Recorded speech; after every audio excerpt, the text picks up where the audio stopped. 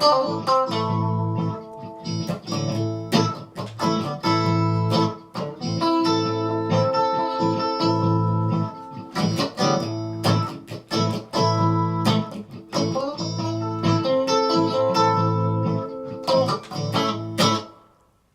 Andy here, and welcome to part one of our new four-part mini-series, this time featuring the great blues guitarist Robert Cray. So, in this four-part series, as well as showing you a few of his techniques that he uses to sort of replicate his characteristics and style of playing, we'll also show you a few songs and riffs and licks and stuff that he actually plays on many of his fantastic albums. So, a couple of quick facts about Robert Cray before I show you some of the little things that I was doing there. Sorry about that. First of all, very much influenced by people like Buddy Guy, which, and obviously there's other guitarists as well, but you can really hear that Buddy Guy influence as part of his rhythm and lead playing. And my favourite fact about him is that when he records everything live with his band, only doing overdubs afterwards. He absolutely loves doing it, which partly explains, I assume, why he's got such a great feel and lilt to his music. So what I did there, I just picked up the guitar, I've just played a couple of few bars using an A minor chord, no particular style there, just an A minor chord, and I just tried to show you a couple of styles that things that Robert Cray puts into his playing. And the three things I'm going to show you today are, first of all, his staccato, the way he sort of staccato plays, so it's where he picks a lot of the strings but stops the notes ringing out. That's one thing. I'm also going to show you what he does when he puts vibrato on. So what he likes to do, he likes to put vibrato on just a couple of notes. Just for example, he likes to do that and let that linger out. So I'll show you a couple of things you can do there. And finally, he likes to sort of pick a chord and put vibrato on. So it does things like that. So I'm going to show you a couple of things there as well. So what I started off doing there was doing some staccato bits with a bit of vibrato as well, because his vibrato is very, very important. But the first little lick I played went like this. It's literally like that.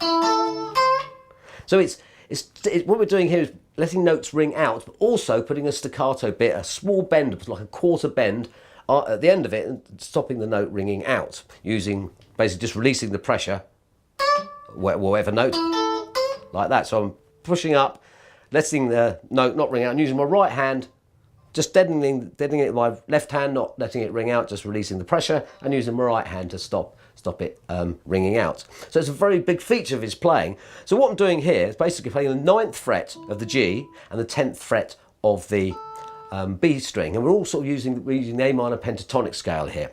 So what I'm doing is go like that. I'm doing a little bit of vibrato, and then just doing that, like that.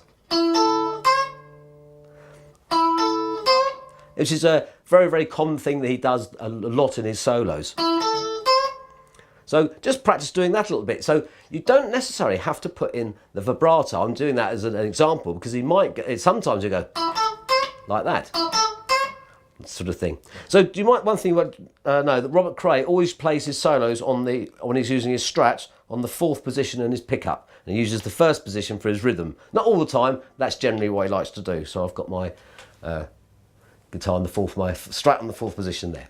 So listen to this again, like that. It's very common. And then I'm going to I'll do something else more staccato afterwards, like that.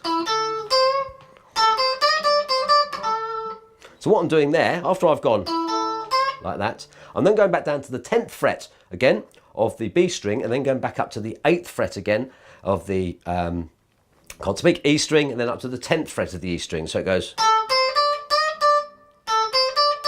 again, not letting those notes ring out.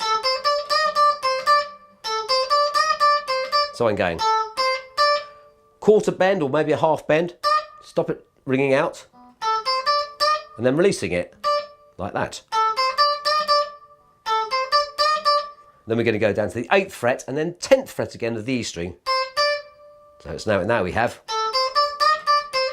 And then very quickly hitting the 8th fret of the E and the 10th fret of the B string. And again here you can go, or what I do, or you can ring, or you can unless it's staccato, vibrato as well.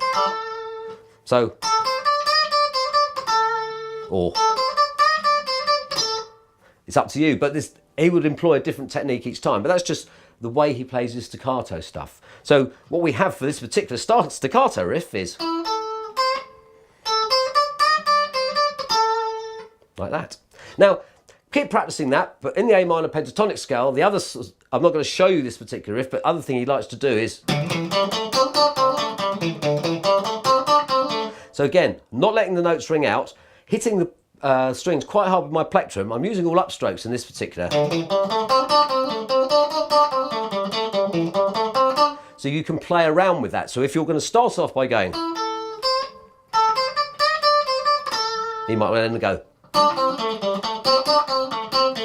Something like that. So that's an idea of the sort of staccato stuff that he does.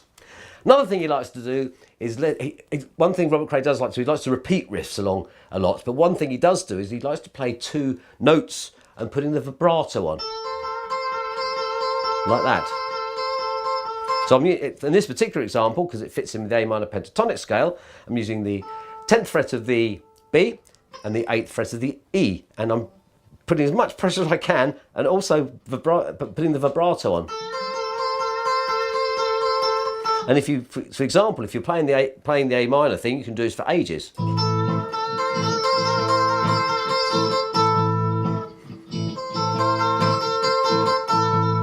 Like that. And the good thing about that, you can do this, and then just go back into your other riff.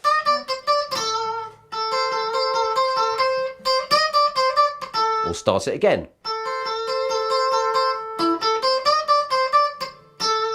Or however you want to do it. And just play around with those scales using the A minor pentatonic scale, but using the staccato stuff, and then or you might want to use,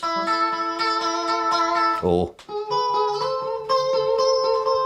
there's loads of different notes. Experiment with just 2 notes and just playing over that A minor pentatonic, or that A minor chord, and you can start piecing 2 bits together as making a solo, part of your solo. And another thing he likes to put in is he likes to play a chord, three notes, again using a lot of vibrato.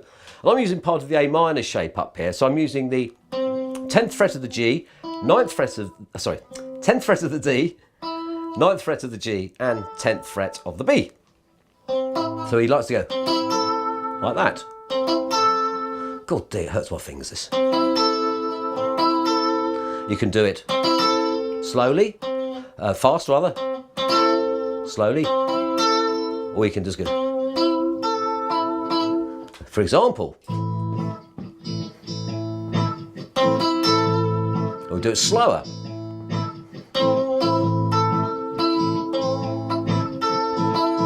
Or quicker, like that.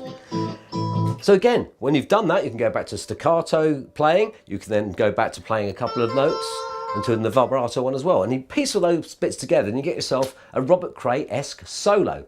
As a final little bit, using the whole chords, I like to use an A minor shape up at the top of the neck here, where you've got 12th fret E, 13th fret B, and 14th fret G. And this sounds quite good as well. Nice, isn't it? And you can experiment with different shapes.